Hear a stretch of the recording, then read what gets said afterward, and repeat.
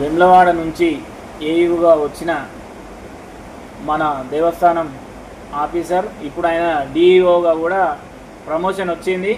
అయినా కానీ పాతోళ్ళే చెల్లమని అవుతారు.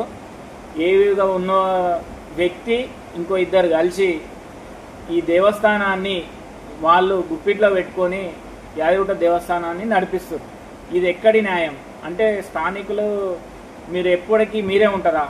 మరి ఆయనకు ప్రమోషన్ ఉన్నా కానీ మీరు ఎందుకు ఆయన సీట్లో కూర్చోబెడతలేరు? నమస్తే తెలుగు ప్రజలకు. విదేశాలలో స్వామివారి కళ్యాణం ముగిసి వారం రోజులకు పైబడుతున్న కళ్యాణం పేరుతో దేవస్థాన అధికారులు అర్చకులు టూర్ ఎంజాయ్ చేస్తూ భక్తుల మనోభావాలు దెబ్బతినేలా వ్యవహరిస్తున్న వైనం కళ్ళకు కట్టినట్లుగా కనబడుతుంది. ఒకవైపు దేవస్థాన పరువు తీస్తూ మరొక వైపు దేవస్థాన ఆదాయానికి గండి కొట్టే ఇలాంటి అధికారుల అర్చకులపై తక్షణమే చర్యలు తీసుకోవాలని డిమాండ్ చేస్తున్నాం.